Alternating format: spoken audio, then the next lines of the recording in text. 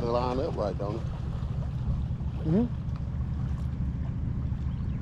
I think so. Yeah. Bobber on top, weight in the middle. I know people that put the weight at the bottom and put the lures or their hooks in the middle between the bobber and the weight. They do it. I know people that do it reverse.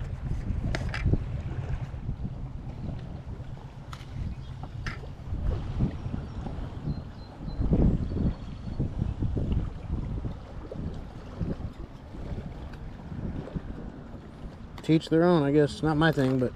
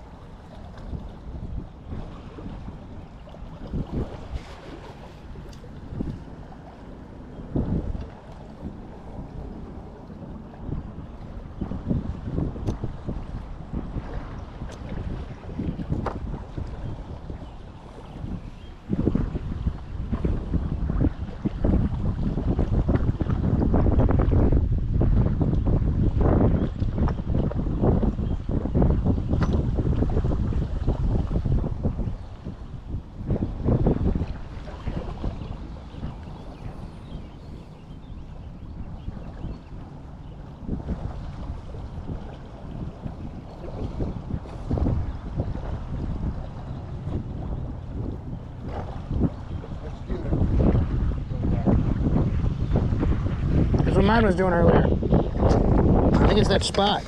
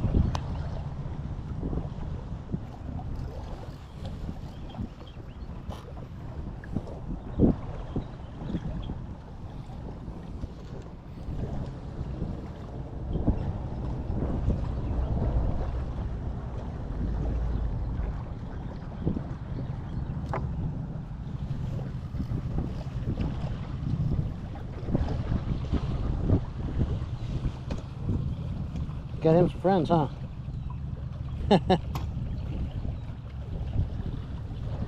That's cool. Got some friends, huh? They must know him.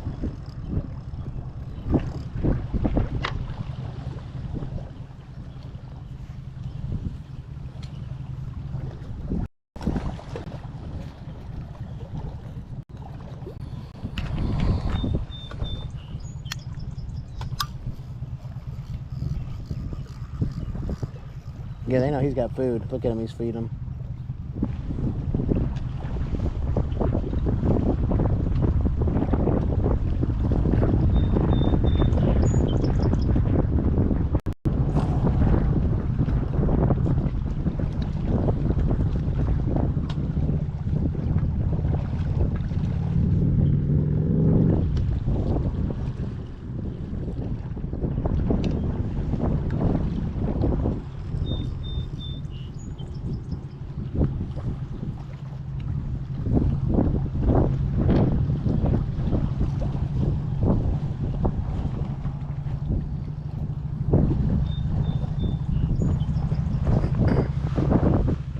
Ugh.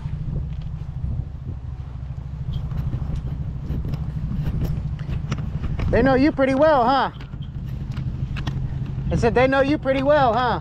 Yeah, they adopted me last summer. I think somebody got a couple of duckies at Easter, and then when they got big, they didn't want them, so they brought them out here. That's sad. I was sitting right where your truck is here, reading the newspaper one morning, and I heard quack, quack, quack. And I looked out my door, and they were right there by, you know, if I opened the door, I'd hit them. That's cool. So I had a few pieces of bread, and one of my buddies said bread's not good for birds. You need to get them cracked corn or chicken feed or something. Yeah, it's like crazy nuts are bad for squirrels. I would have never thought. Yeah. So I've been feeding them all through the winter. I didn't know if they'd make it through the winter being a domestic duck. Yeah. They do okay.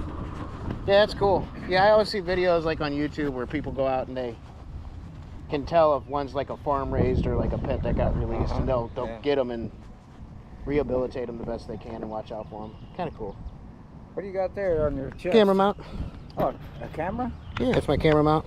Oh, you take a picture when you're catching a fish? Yeah, I'm actually streaming live on YouTube right now. Oh, no kidding. Yep. See, there it says live. So people can watch in real time if I actually catch something. Oh, okay. I probably won't catch anything. At least I won't catch a cold. That's for sure. What's funny about those ducks is one of the little wild mallards must have decided he was going to be the boyfriend of one of those little ducks, and he follows them around. Now, he won't get as close to me as they do, but when I put some food down and walk away, he'll come over and join with them, and he gets a little free food that way. That's cool.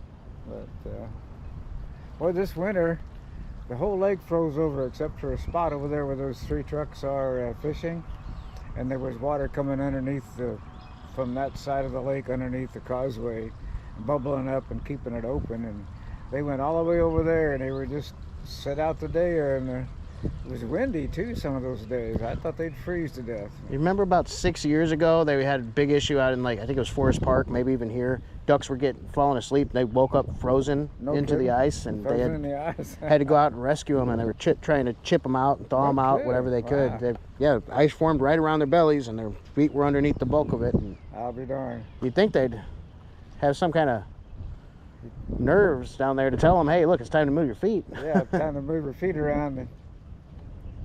They stayed pretty well. There was 3 along early in this last fall, early last summer, and just before the winter hit, one of them must have got tangled up by a coyote or something, and disappeared. And but these 2, they're doing good. They seem to know my truck. I'll pull up, and there'll be people like you fishing. I heard them start honking, and I'm like, what are these? And then they're just right beside you. I'm like, oh, okay. Yeah, they're like a couple of pet dogs. I had to move over here because I was casting out right there, and I didn't want them, getting caught up in my. In your way? No, they weren't getting in my way. They were staying out of the way, but I didn't want to risk, accidentally snagging one of them. They're during cool. the week, they're anywhere up and down here, but during the weekend when people are fishing, they generally hang around over there in that little cove and they're pretty stay smart. out of the way. Yeah, they're not dumb animals, that's for sure. They're very intelligent. Birds don't get enough credit. So have you caught any fish yet today? Nope, he's gotten a couple nibbles. I keep having issues with my line not spooling right, and so I just had to run it all the way out and redo everything, and I think I'm finally ready to start casting. We've only been here for about, what, half an hour, 45 minutes? Maybe 45 minutes. I'm finding out too. I don't fish very often. I get a fishing license every year, but Yeah.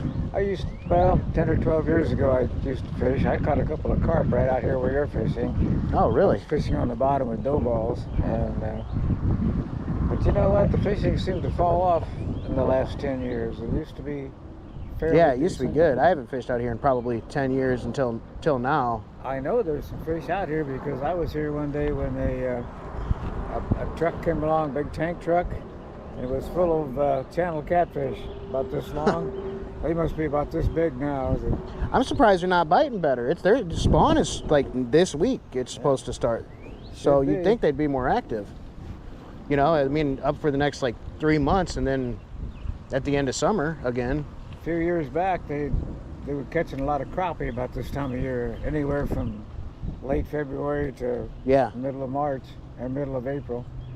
And I haven't seen crappie being taken over there. They caught it. Somebody caught a big Asian, not an Asian carp. What do you call them?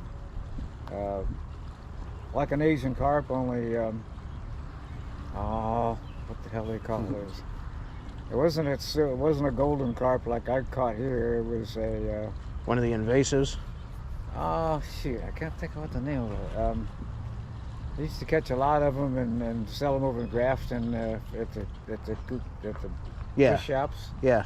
And that thing was about 2.5, 3 feet Jeez. long, and that was the only fish anybody caught in the last. I was over there a couple hours. And Thinking about Asian carp, it's like I've got half of mine to go out to like the Kaskaskia and just bring a tennis racket with me and get what I can get. a lot of Asian carp in the Kaskaskia. Oh, they're bad. Are Yeah, yeah, they're trying to control it, but you go fast enough, they get scared, they jump right in your boat. You don't even have to fish. Yeah, a couple years ago there was a guy and two guys in an aluminum boat and about a 25-horse motor.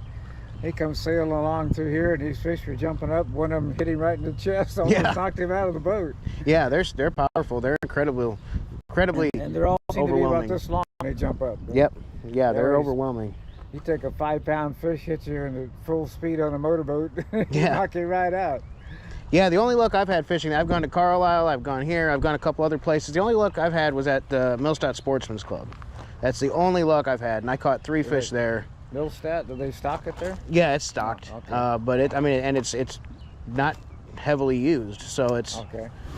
it works. And I haven't tried the old Anglers in Belleville yet. It's a park now, but I'm thinking maybe that's probably a good place to check Talk out. about Bicentennial. Yeah, it used to be the old Anglers Club, the Belleville Anglers Club. It was a stocked pond that was neglected for 20 used years. to. Got Well, yeah. I guess they stock it there. Yeah, It's a but club. well, it used to be the Belleville Anglers Club. And then it was down and overgrown for like 25 years. There's 7 lakes out there with all different shit, Really? and it flooded. And then they reclaimed it the city reclaimed it and turned it into a community park. Whereabouts is that? You know where Off Home of Depot is 15? off of 15? Home Depot. No, I'm not really. It's technically 17th. Okay. If you were to take 157 to 15, you'd get off there, Okay. and there's a freight road that goes towards downtown Belleville, and it's down on your left. I mean, you really can't miss it. It's got a big sign out front. I've been to a little park on the south side of Belleville, but it was the near south side. It wasn't too far south. Yeah. It wasn't a very big pond. It wasn't. I went there at one lunch hour, tried to catch some fish, and didn't get a bite. So. Yeah, that was probably Southside Park. Yeah, it's not very big. There's that little wild duck that keeps following those two white ducks around. So these are my ladies. I think we might have a blended family if one of them lays some eggs. That'd be cool. Long neck mallards. Now what? I'd like to see her. Because it don't seem like we getting bites over here, but They're smart though. They're not hungry enough yet to be competitive for the food. We might could try. Remember where the people were fishing on Sand Prairie Lane? They got where the Cahokia, the diversion canal goes through. We went over the diversion canal right before There's a right big, before the car parts place. I ain't seen it. there's a big Oh. pond When down- I went note to self. Okay. Yeah, there were some people fishing out there. Their buckets were half full. Were they? Yeah, they had the big 6-gallon buckets, and you could see the fishtails sticking out of one of them. So, I don't know what they're using. I guess that's a big borrow pit when they first put the interstate through there. And Yeah, I think needed so. A lot of dirt. I think There's somebody. they just flow from flooding. Oh, yeah. Yeah, because I know they're in the canals. I know they're in all the drainages. Oh. In Centerville, ton of stuff, and all the bumps by Frank Holton State Park. Mm-hmm. There's a bunch of fish in there, but that water is just so infested. It's not like you couldn't eat it. Oh. You know. You ever fish over on the river at Low Water Dam? Yeah, I have. It's been a long I time. see a lot of people out there fishing, and A lot of gar though. Oh, is there? It's all gar, a lot of gone. and they're hard to cook right. 1 out of every 3 you make, you might get something you can eat. I've never eaten a gar. I guess I would if I was real hungry. But Yeah. a lot of people don't even like carp. But I love carp. I mean, I like fish in general. I mean, I'm usually just a catch and release guy, but yeah. you know. My dad showed me how to fillet a carp and then just leave about this much of the tail, so all of its fine bones are there. Yeah. And Yeah, just right down the side. Yeah, just eat the slab, and boy, that turns out real good. I cooked one out on an open fire one time camping, and boy, it didn't take very long to cook it at all. It was tasted super. Yeah. But it was out of a nice clean lake, and yeah, if it's you don't even have to cook it. If it's really, you don't have to cook them that long if it's good, fresh, clean water. Like this is probably okay, but Frank Holton's disgusting. It's murky and it's got that pond foam, that moss. Does it? Oh, well, I've Yeah, never been to Frank Holton. Yeah, it's bad. Like you'll see times where the wind will pick up and you'll get that like that foamy spray that blows off the top of the water from like all the stuff living. It's oh boy. It's like a petri. Like soap suds, huh? Yeah, like soap suds. It's like a petri dish for God only knows what kind of parasites, and I'm not gonna eat anything out of there. I've not fished there, but one of my acquaintances goes up to toward Wood River, and off to the left there's a park. Yeah, yeah. Drive down in there, and there's also a canal. Yeah, I know exactly where you're talking about. You leave the fish in the canal or right on the river, and they had a nice little park in there, and they put up some monuments, and then the flood came and washed out the. They took all the little monuments out and just letting the place erode. It's clear up to the edge of the parking lot now. Sad. It looks like that water over there might actually even be cleaner than this water here. Like if you look off in the distance, it almost looks like it's got little brown crests in a wave. Over there, that looks like blue and black. Yeah, the trouble is it's not as deep as it might. It goes out there around where the duck blinds are. Yeah. And if you're not in the channel, you bottom. You'll get your the propeller stuck in the mud. And so it's a pretty small channel, and I don't know how fish live through the winter. If it's not very deep, it might freeze them out. Yeah. But there was some people catching some dogfish over there last fall. Pretty good sized dogfish. And I don't know if they're good to eat. I guess he eats them. Really? Yeah. I'd never taken one home to clean them. I always put them back, and we were always catching bass or crappie or something. And but then again, that's my memories from way back when I didn't have a driver's license. I used to my dad fish all the time. I fish once in a while.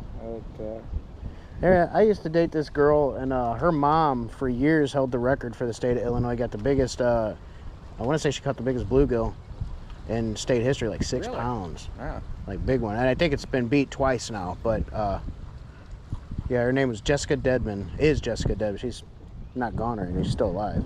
I don't have any time for them anymore there. back before I had a driver's license, my dad and I would go over to a place along the Illinois River called Swan Lake. You know where that is? Yeah, I do. And we'd go out there and go up on the north end. I guess it was north. Maybe it was east end. And there was a lot of stumps. And boy, we'd catch bluegill out of those. Some of them were hollow stumps. Yeah. You wouldn't know a fish could get in there. There might be a hole in the bottom, maybe. Yeah. But you could drop your worm in there with just a worm on a hook, and boy, a big old bluegill would nail it. And we caught a lot of bluegill. I tried fishing at night and caught a couple of catfish about that long, a channel cat, and caught a big bass one time, and it was 4 or 5 pounds, I guess. Yeah, that's pretty big. We didn't catch very many bass, but we caught mostly bluegill and catfish. Once in a while, you'll see somebody catch a catfish out here. Yeah, I don't usually go for the catfish too much anymore. Last time I went was in Ball Plant, and I got stung by this wily little baby catfish. Stung me in my palm and went straight in, and I couldn't get it out. Oh, no kidding. So I was like trying to sling it out. It hurt so bad. It went all the way in here, the whole barb. No, and it just kept flapping around and tearing me up, and I'm like, because it's serrated like a knife, you know. I've got stabbed by a little yellow belly catfish. Yeah, that's what I got hit by. And painful. I was surprised how much that hurt. It was just Oh, like yeah. somebody sucking with poison. Yeah, it was horrible. It swelled up. It was not You got to good. be real careful around a catfish. They'll nail you with those side fins.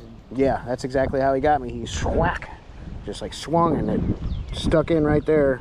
Still got the little scar from it. I was trying to swing him out like this, like shit. I'm cussing and I'm cursing him, and I'm trying to get him off. And so I just picked him up. When he finally came out, I just like Was that chucked very him. long ago? That was probably 8 years ago. Oh, I was thinking maybe a couple weeks ago. No, yeah, it was You like could still feel it for a couple weeks. yeah. This took almost a month to heal. I mean, it healed quick. It didn't get infected or anything, but inside of it, the surface healed, and the inside was just like so swollen from it. It was painful. It was not fun. Yeah, that's what I've been catching. I've been catching a lot of rocks and foxtails, or whatever these things are, pond grass. That's the only thing I've caught in my couple casts. Did he just catch one? No, I think you caught a rock. You didn't catch a rockfish? Rockfish. Yeah, that's one thing that's bad about they put the rocks around the shoreline to keep it from eroding, and kids come out here in the wintertime and see how far they can throw a rock, and then they'll go down. So as far as you can throw, even that'd be about as far as you could cast. Yeah. There's going to be rocks on the bottom. Yeah, I wish they wouldn't do that. I wish they would have used those baskets to hold all the rocks so we could have Yeah, that would be good. smooth bottom. But I don't even know like what the depths look like out here to where how far I'd have to cast, because I like to use heavy weight and get long casts so I can reel in. Well, I tell you troll what, in. if you didn't sink in the mud, you could walk all the way across. Yeah. Yeah, it's only 4 or 5 feet deep. Oh wow, I didn't know that. I did not know that. Yeah, I've never seen it dry up. I've seen that area dry up pretty bad. Yeah, I've seen that Oh, before. there was a little creek through there. I think it was like 2 years ago in July or August. It was got real low. yeah, all just mud pit. Turtles out there looking confused. Like, Oh yeah, the turtles crossing the road all the time, trying to get over here in the deep water. I guess that water gets pretty warm and it gets pretty shallow. And, yeah, that's probably why that looks cleaner, because it is more shallow than this. That would make sense. well, you're right. It's probably cleaner water coming from just rainwater shedding off the land, and the only way you can get out is through a couple of pipes over there by where those 3 or 4 cars are. I mean, not today, but over there in a minute. It just looks a little congested right now. Little congested. The only place I've been besides here is Chain of Rocks, and I've never fished there. I've heard it's good. I see a lot of people walk out there. I like to just go out there and hike and talk to the fishermen, Yeah. and I used to take my dog out there. Whenever he got hot, he'd go swimming. And Yeah. Yeah, I'm thinking if this doesn't work out after a couple more casts, we may migrate, but I wouldn't mind trying to find a couple morels while I'm out today. That'd be a nice little combination. Have some fish and morels for dinner. Haven't seen a single one yet this year, just pictures. But soon enough. What do you got here? A window? Yeah. I got a little bed in there, so whenever I go camping, I can just sleep in the back of my truck. A little mattress folded up. Oh, that's cool. I never saw anybody have a window like that. Yeah, it works pretty good. Doesn't need a handle or anything. It just Oh, you built snug. this up yourself on the back. Yep. Huh? Yeah, I got this for free. I helped a guy do some cleanup work at a salvage yard. And, Oh yeah? He gave you the top? yep, 200 pounds of aluminum. I said, heck, if I can scrap it, if anything. Yeah, it's a pretty cool setup. I got sleeping bags. I got some tools hidden in here. I got my little camp gear. If I go hiking, I got some good ham radios for whoever I go hiking with. I got food. 2-way radios? Yeah. Yeah, I guess gotta be ready for whatever. You never know when an adventure is gonna offer itself up. I never thought about going hiking when carrying radios with you. I just always side by side with whoever I went with. Yeah. I used to have a station wagon before they got real small. I had a Chevy station wagon. I didn't have a door in it. The lid came up like a hatchback. Yeah. And I used to sleep in there. And Yep, they had the way back seat. The rear facing seat, that was fun. We had a Ford Taurus and a Chevy Celebrity. Those were both fun cars. Chevy Celebrity. Yeah, we had one of them when I was a kid, and I'm trying to think what my we'd go car camping in it and put our sleeping bags in the back. my station wagon was a Chevelle, but it was bigger than a Oh yeah, present station wagon. they were huge. I thought it was pretty. I just laid the seats down and put an indoor outdoor carpet over the whole thing except for the front seat. Yeah. Everything from the back seat to the tailgate was a place where you could lay down and sleep. And I put my pack and my sleeping bags up against one side. And yeah, this thing's. I mean, I got little lights put up in here. I've got more lights I'm putting up. I'm paneling it all in that beadboard that for like hanging tools. I'm gonna hang my tools on that wall there. Oh, good. If I go hunting, I might put my rifle there, or you know. It's just I never thought about lights when I was in my station wagon, but nowadays you can get LED lights, and you can probably just, instead of trying to hook them on your battery, you could just put them. Yeah, mine are battery. They've got little AAA batteries in them, and they're remote control, so I can just, once I get it finished out, it's it's a work in progress. Got everything sealed up. It's all spray foamed and insulated, so it's. Oh, you got an insulator, huh? Yeah, I got the I see the silver. I didn't realize. Yeah, and then I got spray foam in some of the areas where there was like little gaps between the cap and the truck bed. I plan on taking it off. I'm gonna keep this thing until it explodes, and everything's got that truck bed liner on it, so it's not leaking. It's. When I had my Chevelle, I used to go down to Current River, and I love Current River. I get off early. So cold though. It's such a cold river. Yeah. I went a couple years, and then I found out the Merrimack River is a little closer. Yeah. And about 15 degrees warmer. Yeah. You know, there's a spot right there in what is that? I'm trying to think. Salem. Salem. Right there where it goes along that bluff, and it's just like a 60-foot bluff. And there's some little caves underneath the water edge, but there's a spot where you can drive across if you got like a big four-wheel drive or a Jeep. You can drive across. It's kind of passable. It gets up to your doors and it's scary, but we used to camp out there all the time, and we'd wade upstream and then just float back to the campsite. And we had a little cabin out there. My godmother and her family. Familiar with that area, huh? Yeah, they owned a bunch of farms out there, like 7 or 8 different farms, and I guess whenever his dad retired, they sold everything except for their one little like soybean field. Family? Like, because when we grew up, they didn't seem like they had a lot of money. They had the smallest house on the street. They were nice. They were my next door down the street neighbors. His neighbors that owned the place where you went fishing. Yeah, and this is in Belleville, and so the guy was like a handy the maintenance guy for the elementary school I went to. Oh, okay. And so you didn't think they had money, but apparently, I guess the whole time they were secretly incredibly wealthy.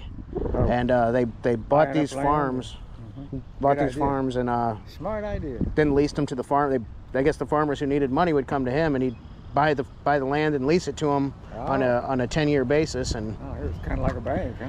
Yeah, he took advantage of the moment. And yeah, I found out that the Merrimack was about an hour and a half closer and a lot warmer than the Current River, so I'd go down there by where Onondaga Cave is, and I'd pass the entrance, go over the bridge, and up on the other side was a campground. Yeah, we used to camp every summer at the state park out there, Merrimack State Park. I'd go there all the time and take my dog, and we just get out in the river and go. And what is that, Mineral County, I think it's called? Mineral County? Or I don't know what county it was. It's just... I think Merrimack's Mineral County. I used to love going out there. There was a campsite we went to one time. It was the worst camping trip of my life. It was called Indian Springs. I've heard of that. Yeah. Oh my God, it was so horrible. Middle of the night, we're just kids trying to sleep in our tent with our parents and cousins and stuff. And people in the campsite, like 2 campsites over, you hear them cussing and drinking and cussing up a storm, burning, shooting off fireworks in the middle of the night. And you heard somebody yell, "Why would you try to put your fucking cigar on my food?" And I'm like, what the hell? And so we didn't get any sleep. I guess not. The next day, they had water moccasin on the ground. And this is when they had a Chrysler LeBaron convertible, white with red interior. Oh, yeah? And so we took that dead water moccasin we found in the middle of the road, we put it in the back seat of their car while they were all passed out. That'd give them a nice little startle when they get up. I'm trying to think, the place I used to go canoeing, like I said, I passed Onondaga Cave, went up the other side, and there was a campground there, and they would take you by bus upstream. I always like to go upstream and come back. Yeah. That way I never had to worry about when to catch a bus or miss my ride or something. And But I found out if you stayed up there, they had a nice campground. I think that was called Bass Brothers at the time. And across the street and up a ways, they had some crazy campground that wasn't patrolled by any kind of police or supervision. So it was.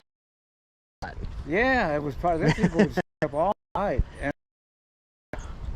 and yeah, if you want to stay up late, that's the place to go.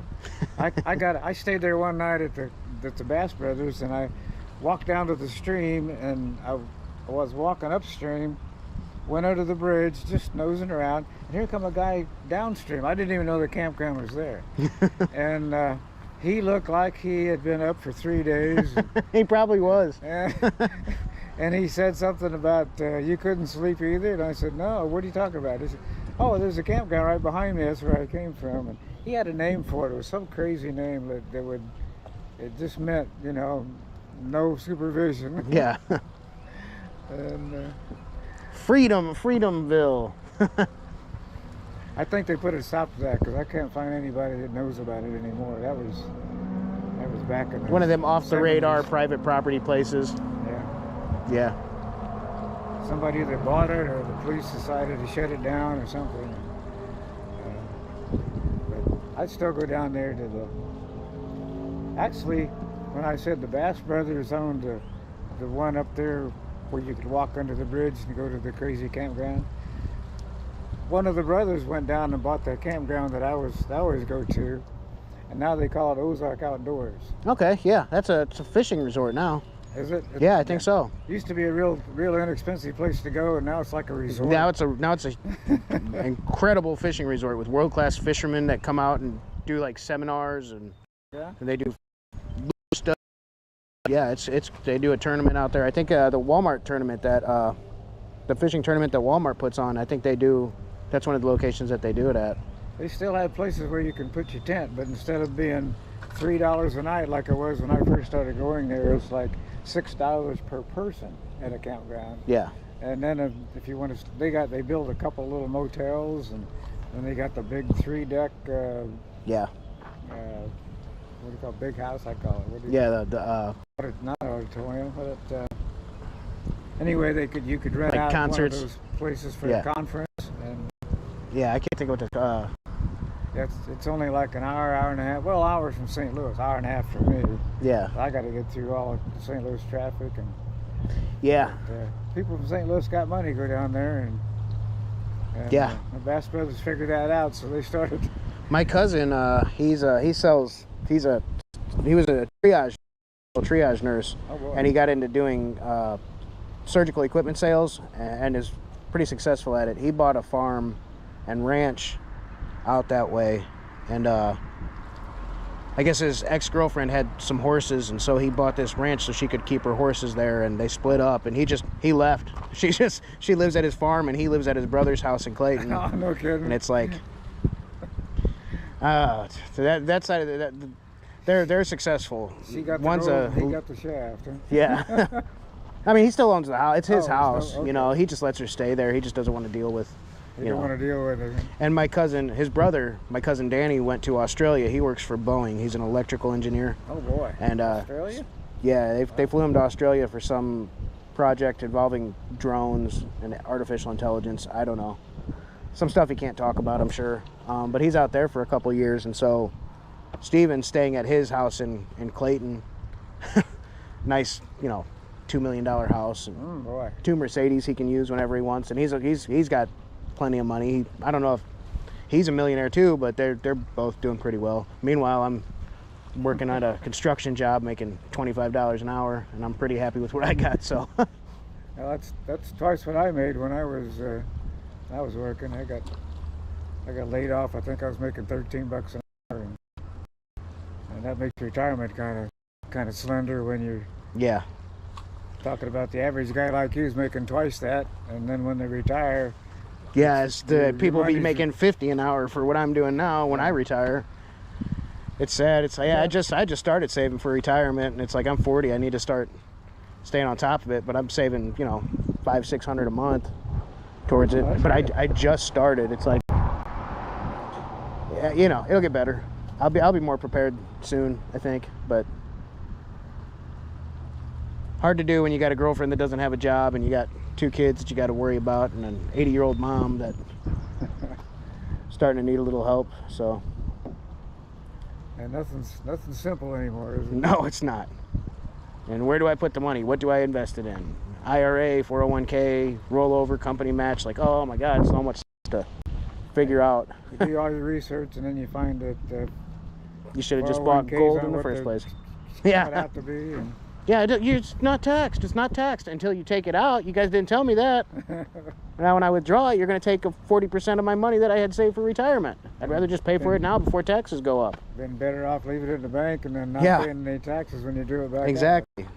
Now they're saying to invest in whole life insurance, whole cash life insurance policies because it's not taxable and you can borrow against it. Oh yeah. Oh, okay. And then when you die, whatever is left in your balance, your family gets it once it's paid in full. So I'm like, you know, I'm just going to give.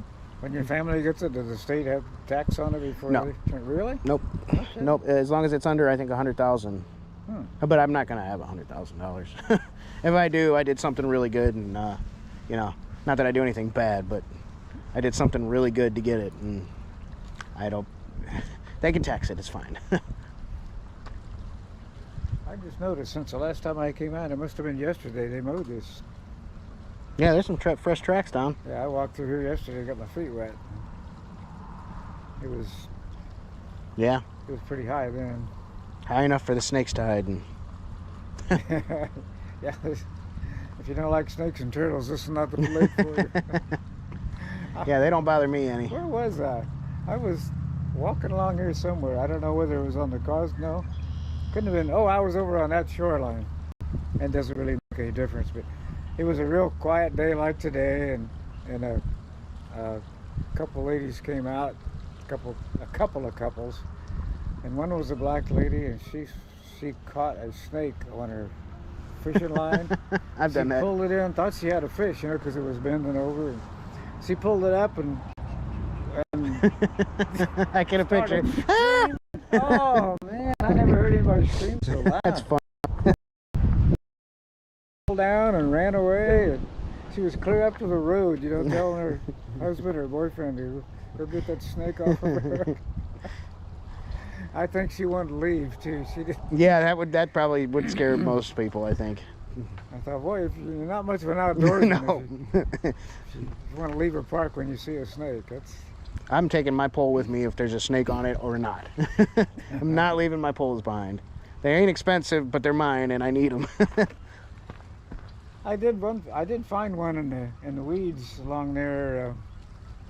I was just walking. I come out here and do a lot of walking. I used to walk my dog, and haven't had a dog for like 6 years. But as I was walking along there, and I looked down and I saw this real nice blue and white Shakespeare rod, about 6 long, and it looked brand new. Somebody must have forgot it. No, I think what happened is somebody was fishing without a license and saw the officer coming down. What do you call them, CPOs? Yeah. Conservation police. Yeah. And they just dropped it and stuck their hands in their pocket and walked away. It wasn't me. I wasn't fishing. And I've known those officers. They'll go park someplace and see if you come back for your pole. Yeah. And the pole cost. I went to Walmart. It was like a $25 rod and reel combination, and the fine would be $75. So the kid was ahead. You could buy 2 more. Do the math, go home and buy another rod, and anyway, I picked it up, and there wasn't anybody around, and I mean, there wasn't anybody close. You know? He was hiding in the bushes like, crap, I lost my rod. Yeah. So I took it home, and I found several more, but most of them were broken. You know, they'd break the top half. There's a broken one right there. So, you know, I guess they took the rest of the rod with them. What'd you find? There's a broken piece of rod, of a rod right there. A little fiberglass flex tip part. I saw one out of a trash can, went over there, and they just broke the top 3 or 4 inches off. The last, what do you call them, where the thread goes through? The eyelet?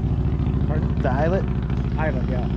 The last eyelet was still good, but the one, it just broke off in front of that. And they threw the whole rod and reel away. I took it home and Yeah, that's what I do. I use it as a spare because, you know, the last 4 inches are, you get a little more action with the last 4 inches, but Yeah. anyway, I got a spare rod.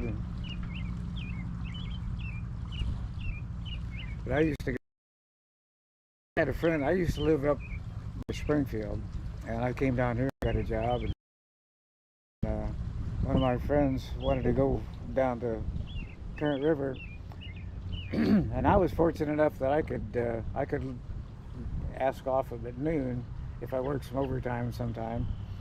So I'd take off at noon and I'd get down there before the campsites were taken. They were all first come, first served. Yeah. And I'd put up my little dome tent and then I'd sleep in the back of my station wagon. And my friend would roll in out of Springfield around midnight. Didn't even have to wake me up. Just crawl in the sleeping bag and crawl in the tent, roll out your sleeping bags.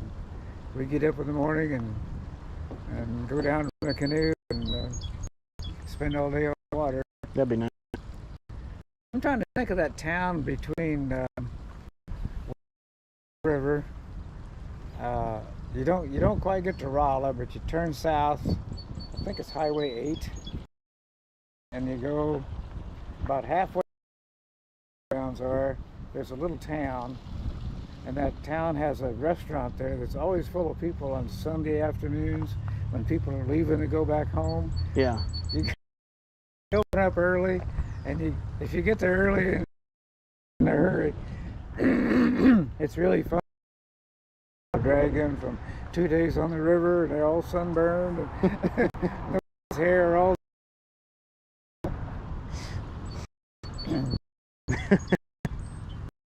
We woke up one morning. I was down there with a couple buddies, and it was a nice day, Saturday. Woke up in the middle of the beginning of the morning. It was just barely daylight, and it started to rain. So we packed up quick, and the other a little later, and it's kept harder and harder. And we'll meet you up there at. I thought it was Salem at that little town. Anyway, Might be. It probably is Salem. I think that's.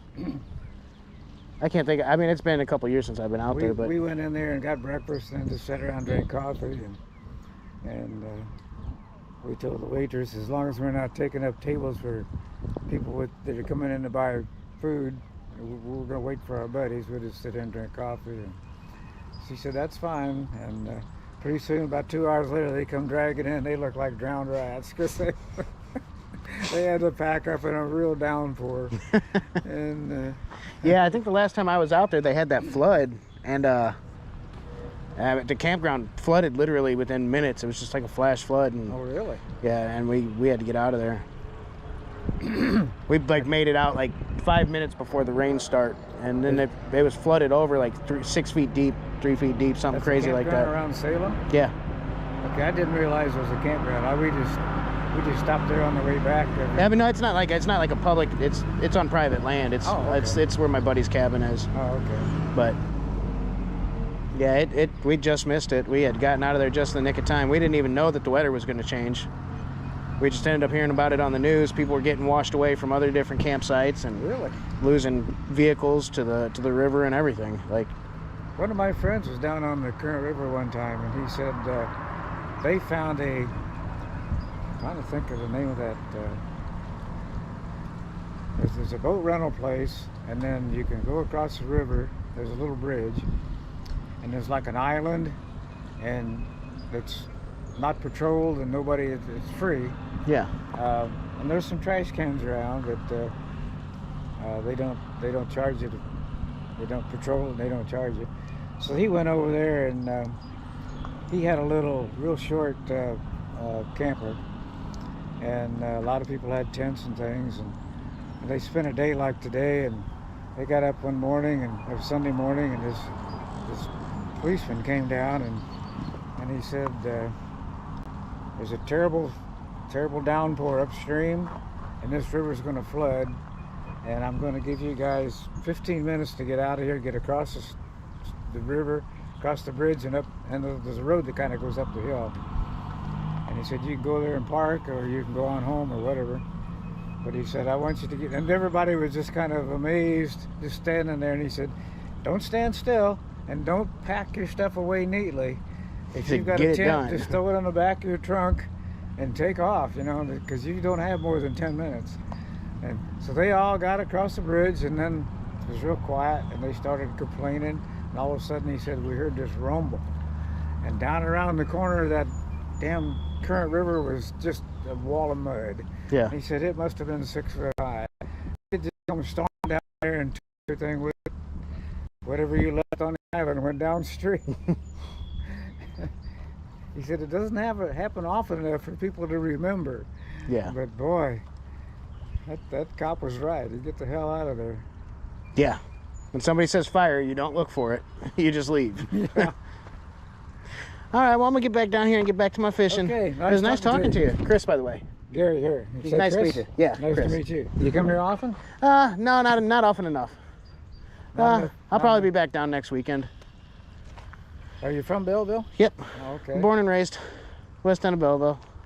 Is there any place closer to Belleville to go Yeah, fishing? there is, but there's opportunities here that are hiding, and that you're not going to get the same size there that you will here. Oh, okay. You know, there's a higher probability that there's going to be a bigger fish in a bigger pond. You know. I like this. I like this place during the week. It's and I'm surprised. Well, it's almost noon, so it'll fill up pretty quick. Yeah, it's nice. I don't know why people come at noon. They don't bite at noon, so you know, at least in my experience, they don't bite. You can come down here during the week, and there won't be hardly anybody, and you can just kind of walk along and. Yeah. That's why I used to come out here with my do. dog all the time. Do some bank fishing, just walk and cast, walk and cast, walk and cast. That's where I get lucky. I'm not too good at staying stationary and fishing. A couple years ago, I talked to a guy that did that. He had a fanny pack, and he had assorted lures and hooks and things. And he took one rod, and he would cast and bring back, and he was just, I guess he was just doing catch and release. But he would walk from here all the way down to the other shoreline. And he caught a lot of fish just doing what he did. I've never caught very many fish on a lure. That's what I was using today was a lure. I catch them at the sport club. You get them on a lure all day long. You don't even need bait, you know. But out here, I'm starting to think that maybe bait's the way to go. Well, there's so many different lures. You can buy the ones with the spinners, and you can buy the ones with a little lip on them. I just don't know. I saw one. Oh, the lady that caught that big fish. What the hell did I think that? I can't place the name of that. Anyway, look, it's a real big carp, but it's not a golden color. It's more black. And she caught it on